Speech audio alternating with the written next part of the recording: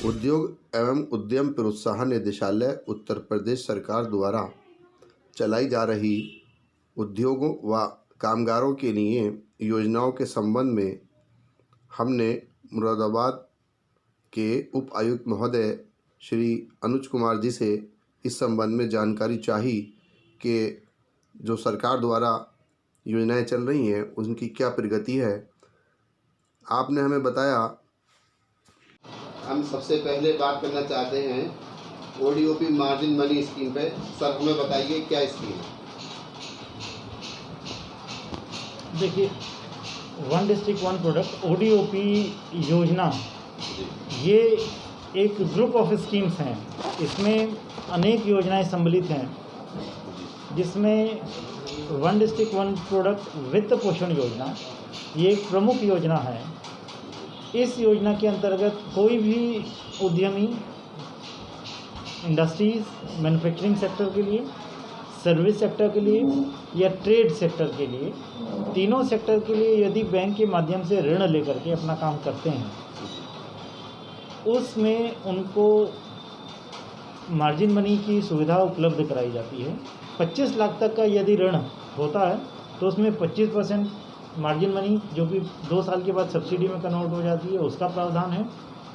25 लाख से ऊपर 50 लाख तक का जो ऋण होता है उसमें 20% मिनिमम 6.25 लाख और 20% मार्जिन मनी का प्रावधान है। 50 लाख से ऊपर के जो भी लोन होंगे उसमें मिनिमम 10 लाख रुपया और 10% मार्जिन मनी का प्रावधान है। अधिकतम 20 लाख रुपया तक इसमें मार्जिन मनी हमारे उद्यमी बंधु प्राप्त करते हैं। अच्छा सर, ये ODOP marketing development assistance scheme में क्या छूट मिलती है उद्यमों? देखिए, ओडीओपी एमडीए स्कीम एक ये बहुत फेमस स्कीम है और इस स्कीम के अंतर्गत हमारे जो आर्टिजन्स हैं, उद्यमी हैं या निर्यातक हैं, ये तीनों के लिए ये स्कीम चलाई जा रही है।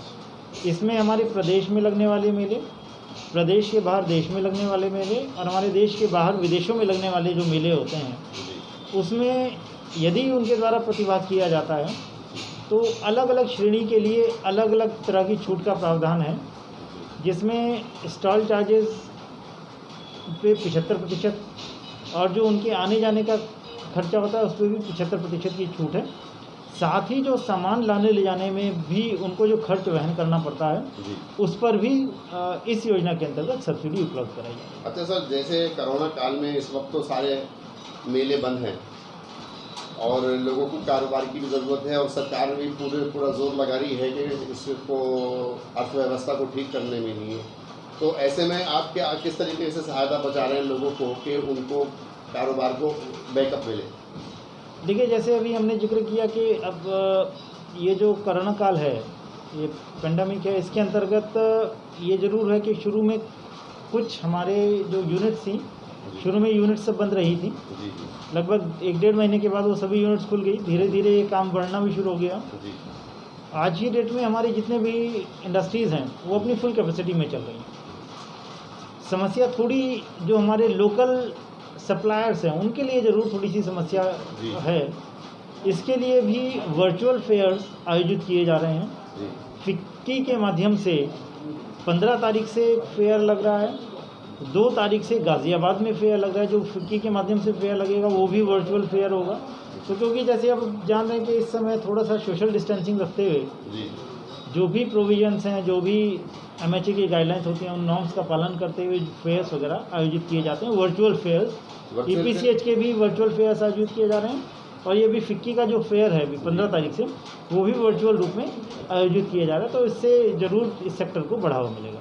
सर, ये वर्चुअल फेयर जो हो रहे हैं इसके बारे में जो यहाँ लोकल सप्लायर हैं जो इंडिया लेवल पर माल सप्लाई करते थे, वो एक्सपोर्ट का हो या लोकल मार्केट में खपने वाला हो, उनको आप कैसे प्रोत्साहित कर रहे हैं ताकि वो लोग इसमें ज़्यादा से ज़्यादा शरीक हों और कारोबार में अच्छा रिजल्ट आए?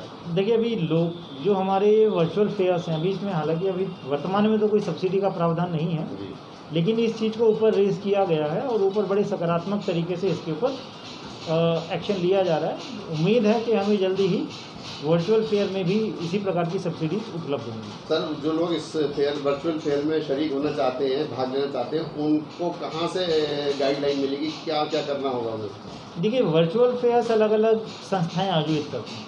जैसे EPCH अपने वर्चुअल फेयर आयोजित करती है, तो उनके जो भी सदस्य होते हैं उनको वो नोटिस मिल जाता है कि हाँ इस पीरियड में आपको अब ये वर्चुअल फेयर आयोजित हो रहा है, ये बायर्स आएंगे, यहाँ से बायर्स आएंगे, तो उसमें वो अपने आप को रजिस्टर करते हैं, ऑनलाइन ही वो उसको अपने प्रोडक्ट्स को डिस्प्ले करते हैं।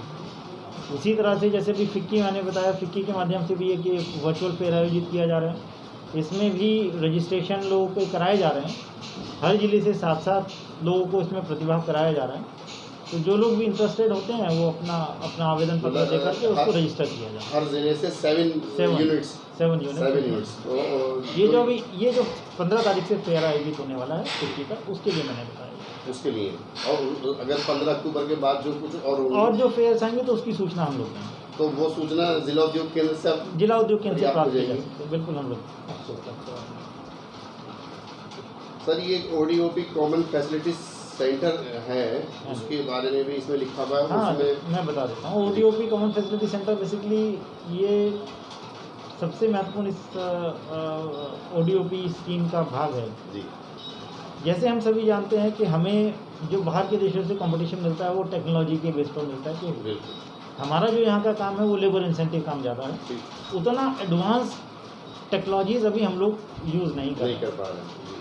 उसमें 2-3 चीज़ें होती हैं। एक तो ये होता है कि वो एडवांस टेक्नोलॉजी उतनी सक्सेसफुल हो पाएगी या नहीं हो पाएगी जो उसको यहाँ पर ले आए। तो उन चीज़ों को देखते हुए ये कॉमन फैसिलिटी सेंटर्स का प्रावधान किया गया कि 20 लोग कम से कम मिल कर के एक सेक्शन 8 की कंपनी बना करके और कुछ ऐसी मशीन्स, ऐसे प्रोसेसेस यहाँ पर लाएं जो कि यहाँ वर्तमान में उपलब्ध ना हो, उस टेक्नोलॉजी का वर्तमान में यहाँ पर उपयोग ना हो रहा हो और वो काम यहाँ पर किया जाए और वो सुविधाएं आम जन जो हमारे उद्यमी हैं, हमारे निर्यातक हैं, वो सभी के लिए उपलब्ध रहें, सस्ती दरों पर उपलब्ध रहें। तो ये कोई भी सोसाइटी ऐसा कर सकती है? ये सेक्शन 8 कंपनी जी, सेक्शन 8 की कंपनी जो होती है वही। सेक्शन 8 में क्या मोटा बताइए सर? देखिए, सेक्शन 8 कंपनी बेसिकली एक no profit no loss basis पे चलती है। अच्छा, कोई भी ऐसी NGO जो नो प्रॉफिट नो लॉस पे काम करती है? सोसाइटी और NGO नहीं, मैंने कहा कंपनी, सेक्शन 8 की कंपनी, ये ROC में रजिस्टर्ड होती है। अच्छा सर, अभी मुझे पता चला है सूत्रों से कि यहाँ मुरादाबाद में 2 CFC प्लांट यहाँ मंजूर हुए हैं। हाँ जी। तो उसमें जानकारी हुई है कि एक चीज़ ये बताइए सर, उसमें जो लोग उस कहना चाहिए जो वो एक समिति बनी है, उस समिति के अंदर क्या पहले से काम करने वाली कोई समिति के मेंबर ये समिति है जो पहले से ब्लैक लिस्टेड है, वो उसमें अगर शामिल है तो क्या उसको उसमें लाभ मिलेगा? देखिए, हमारे पास क्योंकि ये नई कंपनीज बनी हैं जी, नई कंपनीज, अभी हमारे पास किसी भी कंपनी के विषय में कोई सूचना अभी तो हमें प्राप्त नहीं है कि कोई ब्लैक लिस्टेड कंपनी है इनमें से, सेक्शन 8 कंपनी जो बनी है। नहीं सर, मैंने जो दोनों मुरादाबाद में इससे पहले भी कई क्लस्टर योजनाएं थी जो मैं समझता हूँ शायद 1-2 को छोड़कर सारी ब्लैक लिस्टेड हैं, सब ठप हो गई हैं, जिसमें से एक 5 साल पहले एक मेटल बैंक के नाम से यहाँ एक वो गठित हुई थी और वो मेटल बैंक फिर बाद में किसी कारणवश बंद हो गया और उसमें कोई प्रोडक्शन नहीं है। तो जाहिर सी बात है उसके ऊपर देनदारी भी है सरकार की, लगभग 1.5-2 करोड़ रुपया।